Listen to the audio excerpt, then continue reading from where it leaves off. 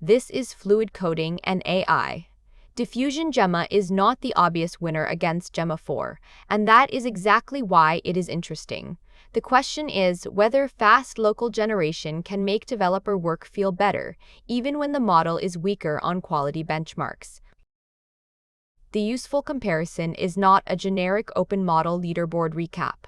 For developers, the better test is autocomplete, like edits, code infill, small refactors, UI screenshot explanation, and rapid local retry loops.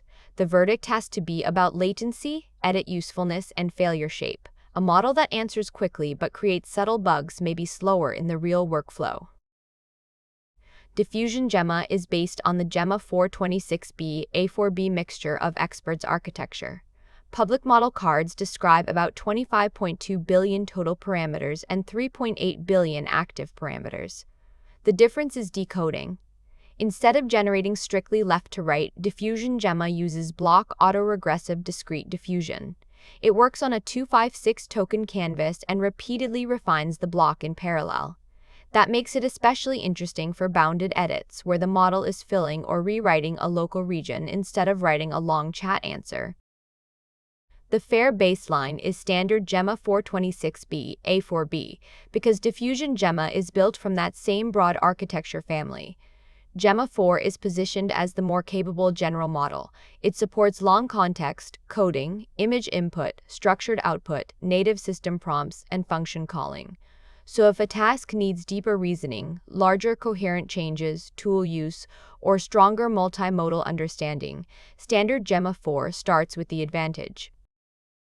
The provider-published benchmark table is not subtle. Gemma 426B A4B leads DiffusionGemma on MMLU Pro, AIM 2026, Live Code Bench, Codeforces ELO, GPQA Diamond, Tau 2, Big Bench Extra Hard, MMMU Pro, Omni Doc Bench, Visual Math, and Long Context Retrieval.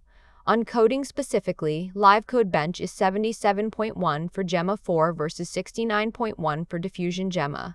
Codeforces ELO is 1718 versus 1429. That does not make DiffusionGemma useless. It means the burden of proof moves to workflow speed. The speed story is the reason to care. Google claims up to 4 times faster token output on dedicated GPUs, including more than 1,000 tokens per second on a single NVIDIA H100 and more than 700 tokens per second on a GeForce RTX 5090. NVIDIA LM publish similar high-throughput results on accelerated hardware. VLLM reports batch size 1. DiffusionGemma serving at 100 on H100 and 128 on H100. Those numbers are impressive, but they are not the same as accepted edits. For coding, throughput is only the first layer. The developer cares about time to first useful answer, time to pastable patch, whether tests pass, whether the model respected the selected region, and how much review it created. A slower model that gives 1 clean patch can beat a fast model that gives 5 almost right patches. But a fast model can win if the task is narrow, validation is cheap, and retries are nearly instant. Autocomplete-like edits are the first place DiffusionGemma deserves a real test. The prompt should be small, complete this function only, rewrite this selected block, or fill the missing body without changing surrounding code. DiffusionGemma's canvas and bidirectional refinement fit that shape better than long-form chat. The likely failure is a fast, plausible edit that misses an edge case or changes too much. Gemma 4 should be judged on whether its higher quality offsets the weight. Code infill is probably the most DiffusionGemma-friendly developer task.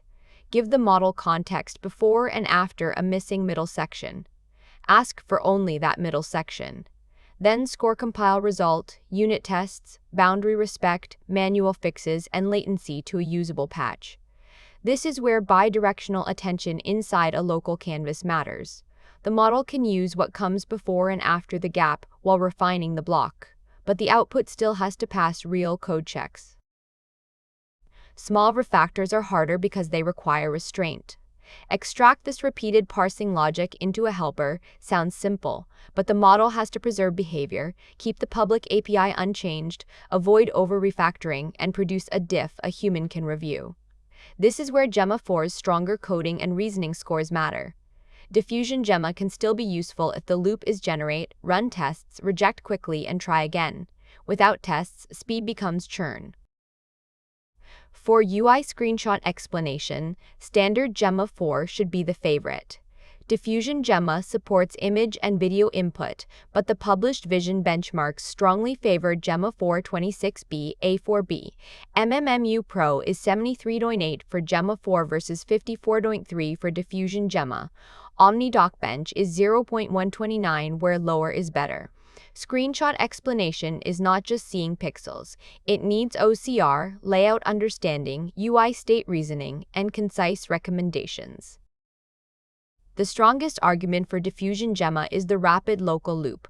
Prompt for a tiny patch. Apply it. Run tests or type check. Feed the failure back. Repeat until the patch passes or the timeout wins. In that loop, the winner is not the model with the prettiest single answer. The winner is the one with the lowest wall clock time to an accepted diff, including bad attempts, test runs, and review cost. This is where fast failures can become useful. The speed advantage is hardware dependent. Google says the acceleration relies on high arithmetic intensity, so the benefit may not look the same on unified memory systems such as Apple Silicon Macs. The best case is a capable NVIDIA GPU, low concurrency, and a single-user local workflow where batching does not already hide autoregressive latency. That means a desktop developer rig can be a better fit than a high QPS cloud service. The key metric is failure shape. A syntax error is cheap. A failed test is cheap if the test is good. A hallucinated API is annoying but usually visible. The dangerous failure is subtle behavior drift. The patch compiles, the tests are weak, and the human reviewer has to find the problem manually. DiffusionGemma is viable where failures are loud, narrow, and cheap to catch. Gemma 4 is safer where the change is broad, ambiguous, or expensive to review. The practical verdict is split. Use standard Gemma 4 when correctness, coding benchmark strength, screenshot understanding, long context, tool use, and production polish matter most.